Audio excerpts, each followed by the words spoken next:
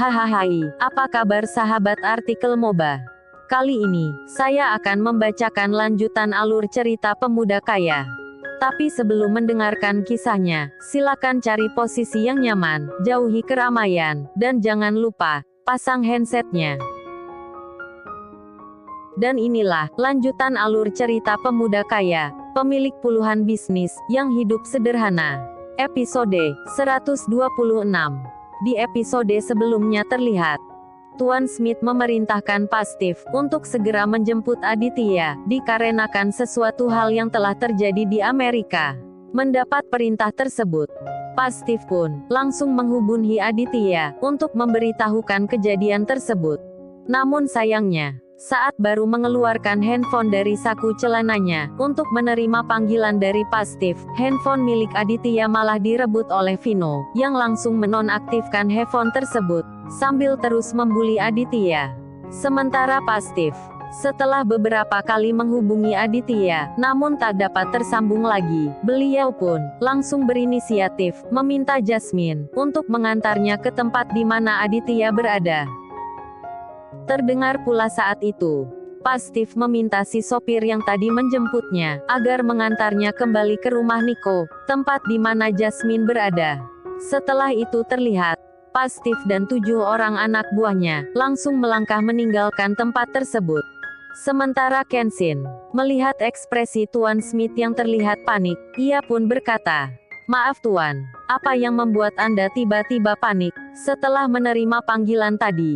Apa telah terjadi sesuatu?" Mendengar ucapan Kenshin, Tuan Smith pun langsung menceritakan pada Kenshin sesuatu yang telah terjadi di Amerika.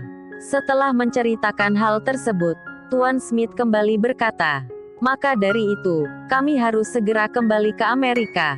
Dan untuk kontrak kerjasama antara perusahaan Anda dan Orion, Anda tidak perlu khawatir," ucap Tuan Smith. Mendengar ucapan itu Kenshin pun berkata, "Saya turut berduka atas apa yang menimpa Mr. Charles. Dan semoga anak, istri dan keluarganya, dapat menerima kepergian beliau," ucap Kenshin.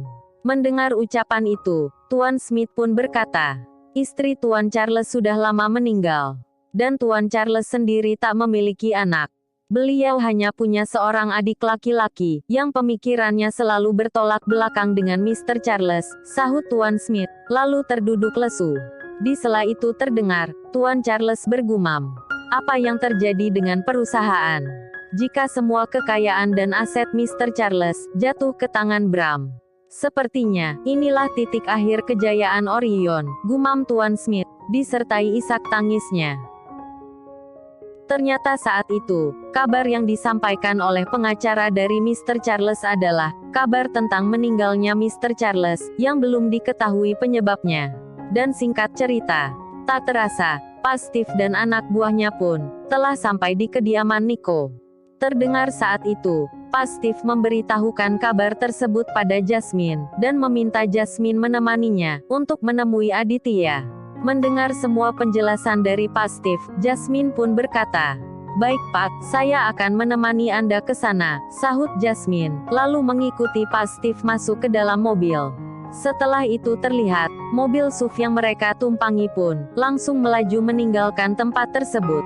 Di sela perjalanan menuju restoran Winata, Pak Steve terus mencoba menghubungi Aditya, namun tetap saja, panggilan tersebut tak dapat tersambung, dikarenakan ulah Vino, yang menonaktifkan ponsel milik Aditya.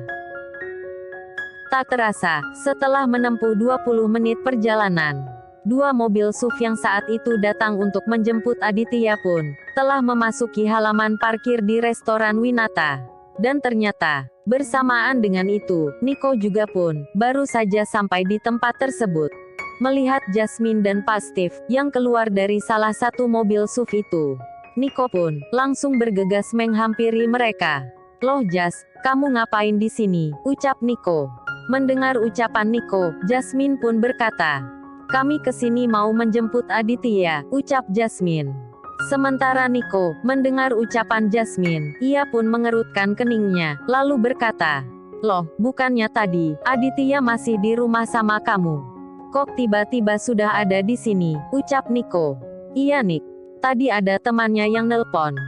Katanya, mereka mau ngadain reunian di restoran ini, sahut Jasmine.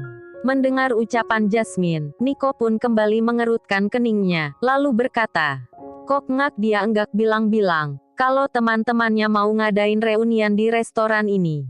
Kalau tahu gitu kan, aku bisa menyuruh para pelayan restoran, untuk menyiapkan tempat dan menu terbaik buat mereka," ucap Nico. Di sela obrolan mereka terdengar, Pak Steve berkata, "Maaf Nona, sebaiknya kita segera menemui Pak Presdir. Karena kami harus segera kembali ke Amerika, para pilot pun sudah saya hubungi, untuk segera menyiapkan pesawat.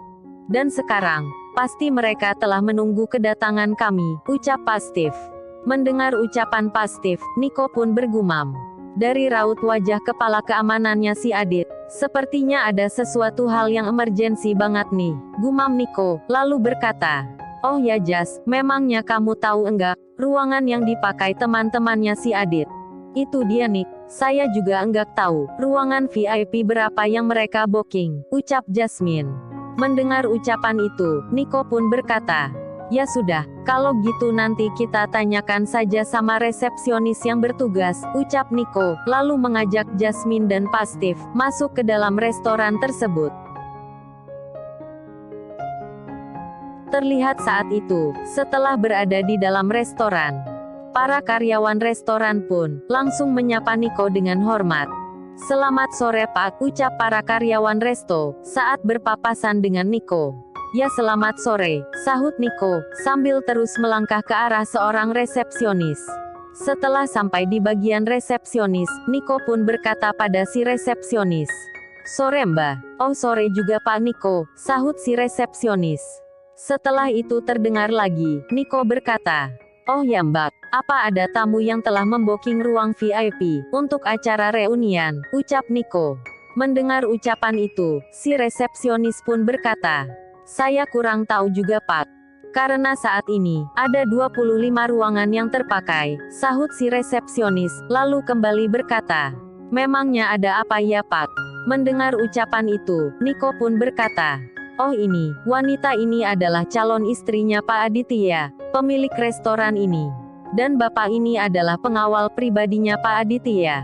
Mereka kesini, untuk menemui Pak Aditya, yang katanya, sedang mengadakan acara reunian bersama teman-temannya di restoran ini," ucap Nico. Mendengar ucapan Nico, si resepsionis pun berkata, "Oh Pak Aditya ya.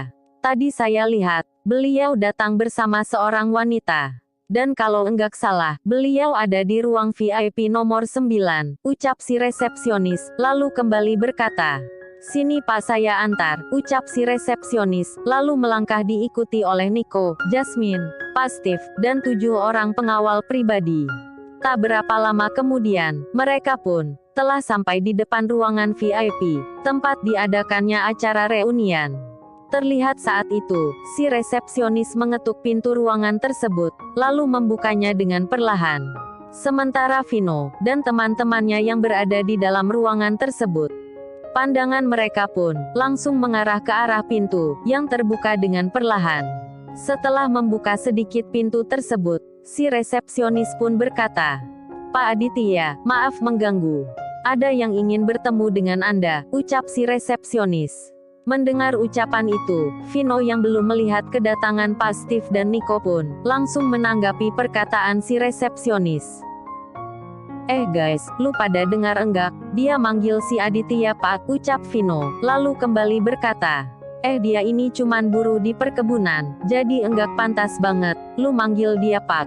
Mendengar ucapan itu, si resepsionis pun berkata, "Bukan Pak. Pak Aditya ini bukan. Dit, si Jasmine sama Pak Steve nyariin kamu nih," ucap Nico, memotong perkataan si resepsionis. Sementara Jihan dan beberapa teman wanitanya melihat Nico yang melangkah ke arah Aditya. Mereka pun saling berbisik satu sama lainnya. "Aduh, kol banget ya. Enggak nyangka, ternyata lebih ganteng kalau ketemu langsung, ketimbang lihat di koran dan majalah," ucap Jihan, lalu melihat ke arah Nico. Di sela itu terdengar, Vino berkata, "Bukannya kamu Nico kan? Pemilik restoran ini," ucap Vino, namun tak digubris oleh Nico. Di sela itu terlihat, Pastif dan Jasmine, bersama 7 orang pengawal, yang berjalan di belakang Nico. Melihat kehadiran Jasmine, Aditya pun berkata, "Loh Yang, kok kamu di sini?" "Ini Yang, ada yang mau Pastif sampaikan sama kamu," sahut Jasmine. Sementara Nova, mendengar ucapan Jasmine, yang memanggil Aditya dengan sebutan Yang, ia pun bergumam. "Jadi ternyata, Aditya udah punya pacar ya," gumam Nova.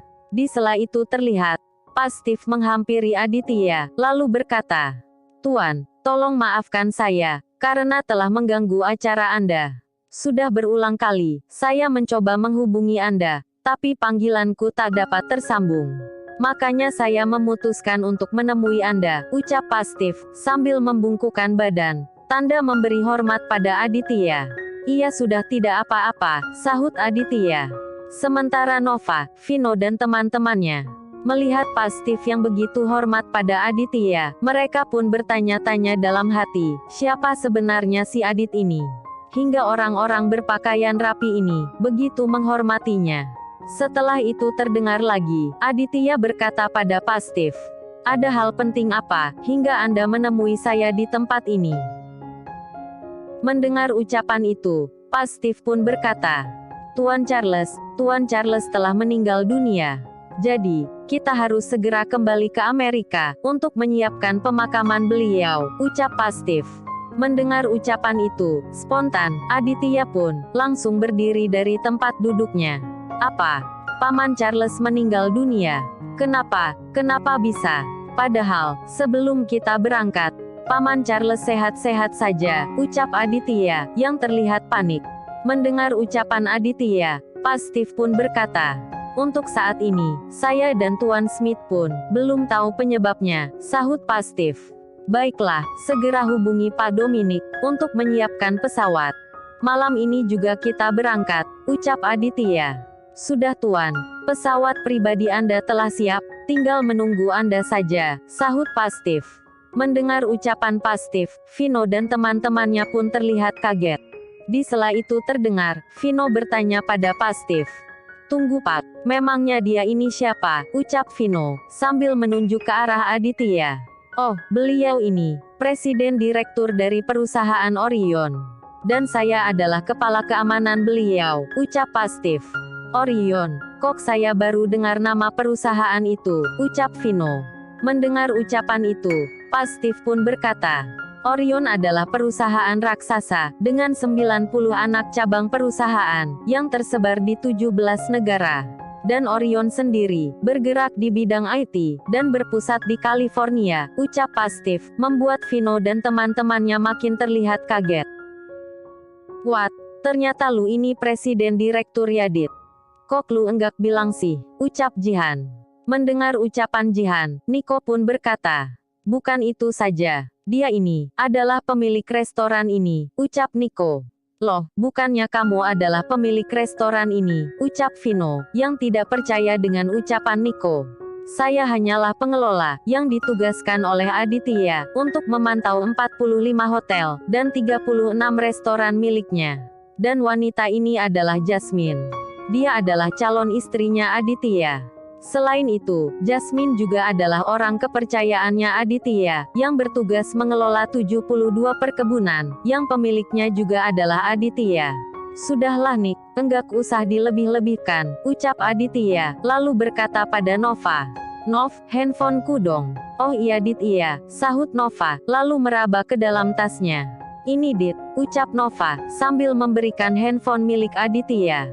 Melihat hal itu, spontan, Jasmine pun berkata, "Loh Yang, kok ponsel kamu ada sama dia sih?" Melihat Jasmine yang terlihat emosi, Aditya pun langsung menjelaskan kejadian tadi. Sementara Pastif mendengar penjelasan Aditya, beliau pun langsung melihat ke arah Vino dan teman-temannya. Siapa di antara kalian yang sudah merampas handphone milik Pak Presdir?" Mendengar ucapan Igu, spontan, mereka pun langsung menunjuk ke arah Vino. Terlihat saat itu, Vino tampak ketakutan saat Pastif hendak menghampirinya. "Pastif, sudah Pak. Kejadian tadi hanyalah candaan kami, karena lama tak bertemu," ucap Aditya, menghentikan langkah Pastif. Setelah itu terdengar, Aditya berkata pada Nico, "Nick, tolong ya bebasin tagihan mereka. Anggap aja kali ini gua yang traktir." "Oh beres Dit," sahut Nico. Setelah itu terlihat, Aditya mengajak Pak Steve dan para pengawalnya meninggalkan ruangan tersebut. Lalu, bagaimana kelanjutan kisahnya? Nantikan di episode selanjutnya.